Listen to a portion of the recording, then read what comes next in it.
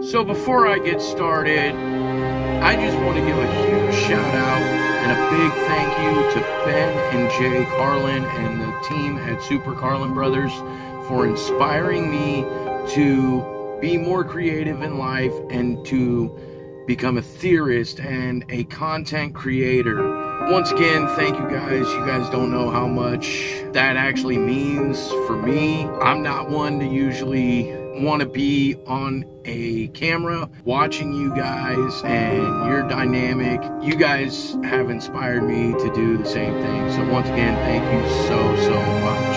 Anyways, let's go ahead and kick this off. This video is actually going to be covering something I'd like to call the Chosen One Paradox.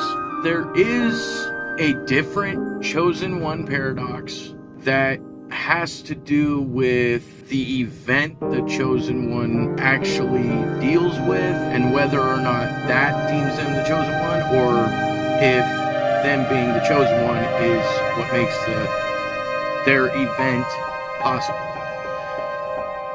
My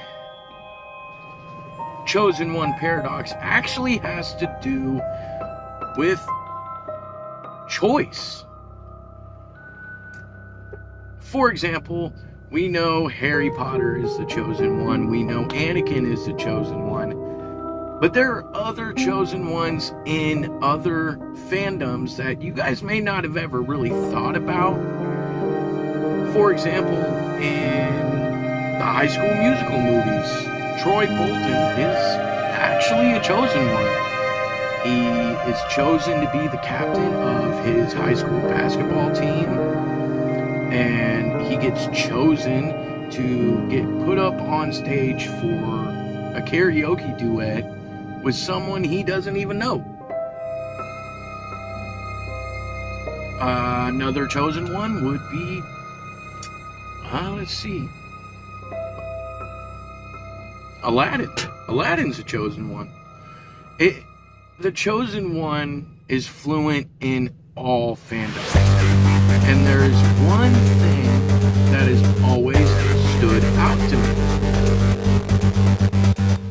And it makes me wonder, is the Chosen One the Chosen One because someone else chose them? Or is it the Chosen One is the Chosen One because they choose to be? And therein lies the paradox. Prime example. We'll go with Anakin. Anakin Skywalker is the chosen one of a prophecy that is actually interpreted by both the Jedi and the Sith. So, really, who is the chosen one for? Is he the chosen one for the Jedi? Is he the chosen one for the Jedi? Correction, Sith. Is he the chosen one for the Sith? Or is he the chosen one because he chooses to be? Let me put this into perspective. So, on Tatooine, Qui-Gon Jinn, who's Anakin, recognizes that he is so strong in the Force, and his mind immediately goes to the prophecy of the Chosen One that the Jedi have about destroying the Sith. Qui-Gon's motivation was to bring balance to the Force. And actually, that was the actual prophecy. The Jedi just interpreted it differently. They interpreted it to mean, okay, well, then that means he's going to destroy the Sith. So he brings Anakin with him because he chose to. He didn't have to bring Anakin. And then Anakin chose to go with him. That's the whole thing about the Chosen One Paradox, is that the Chosen One isn't the Chosen One unless the Chosen One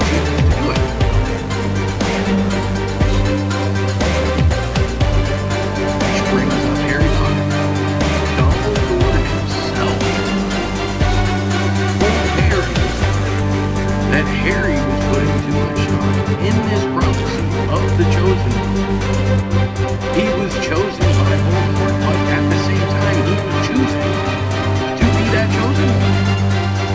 He didn't have to. He could have chosen to say, you know what? No. He came after me as a baby. I got lucky. No, I'm not going up against him. So, what inspired me to think of this is actually, spoiler alert, episode 6, or chapter 6 of the Book of Boba Fett. For those of you that have seen it, continue on. For those of you who haven't, I give you a choice. You can either choose to continue watching and have it spoiled for you, or you can continue and choose to continue to watch the Book of Boba Fett, get caught up, and then come back. Or you can choose to say, no, you know what, I'm done. This guy's saying choose to be honest. But that choice that Luke gives to Grogu about whether to choose the path of the Jedi and forego all attachments, friends, family, whatever, or to choose to say no to the Jedi way and to have those attachments. This choice is significant in a lot of ways because it's a choice that Luke himself faced. It's a choice that Anakin faced. But it wasn't given. That choice wasn't given to them. For example, you have the fight between Palpatine, Mace Windu, and the other Jedi Masters who came to arrest him after finding out he's Darth Sidious from Anakin. When Anakin shows up, it is Mace Windu. He has the lightsaber. He has Palpatine at his mercy. So look at it from Anakin's point of view. You've been losing faith with the Jedi and the Jedi way. You have a secret life because the Jedi made you feel like you couldn't go to them about this vision. Because the Jedi told you can't have attachments. And the one person he chose to sort of confide in didn't really help him. All he told him, all he was told was, train yourself to let go of all those you fear to lose. How is that going to help Anakin? He just had a vision of his wife dying in childbirth, and all Yoda can tell him is to just let go. So in that aspect, Anakin felt like he didn't have a choice. But then Palpatine tells him, you must choose, as he's shooting Force Lightning at Mace Windu, which Anakin has felt the pain of from Dooku. So he's told to choose between saving the love of his life and a Jedi Order who has used him, who has basically forbidden him to have this wife. Of course Anakin chose love.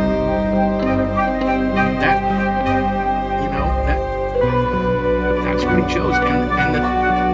And the thing is, it made me start to think, what is actually the true power of the universe? Not just in Star Wars and the galaxy, but in all fandoms and actually all in reality. What is the truest power? Is it belief? Is it love? Is it the mind? Is it the soul? Is it the body? And the answer to all that is no. It's actually choice. Choice has so much power.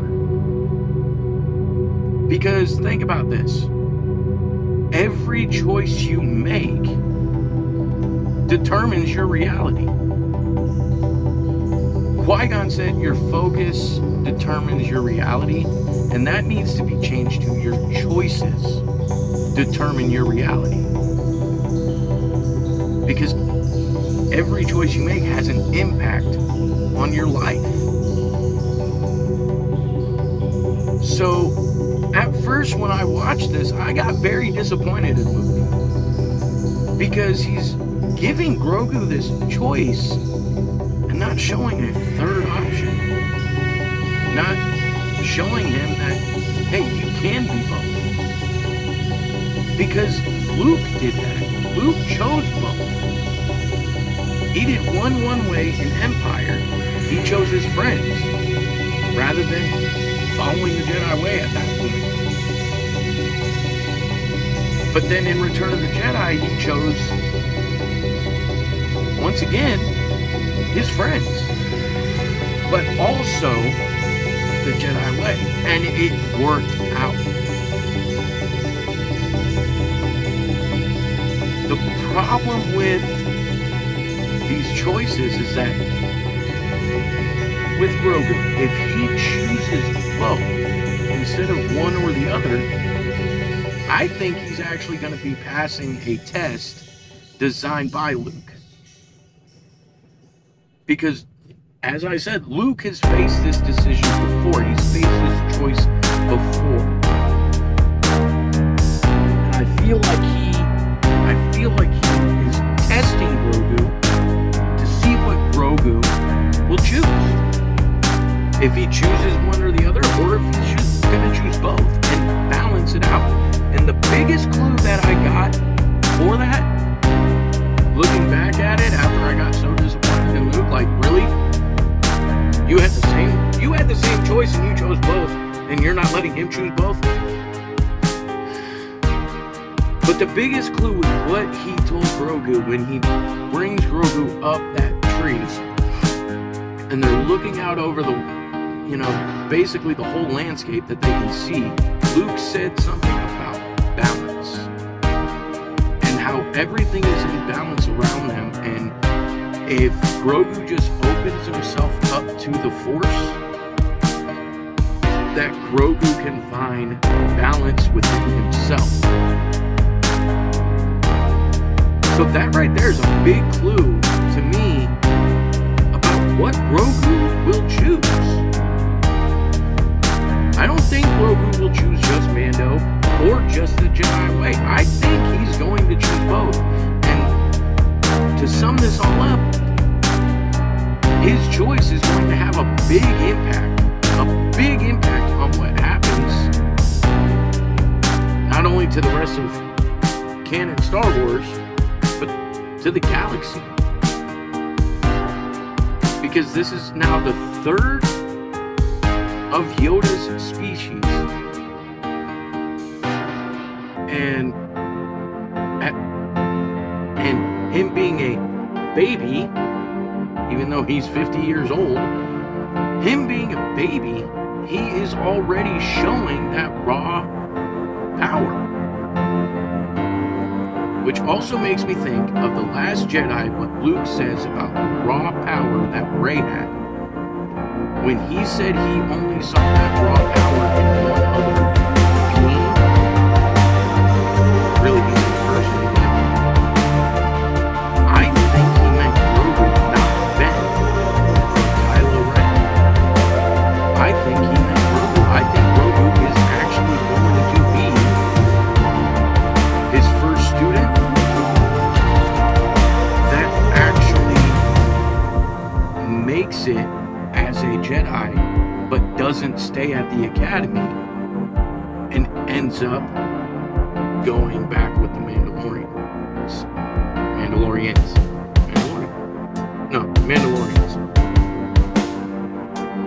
Anyways, that's all I got. Really, I've been thinking about this all day. which is why it's now nighttime.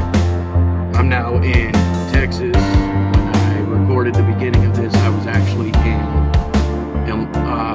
Missouri. No, not in Missouri.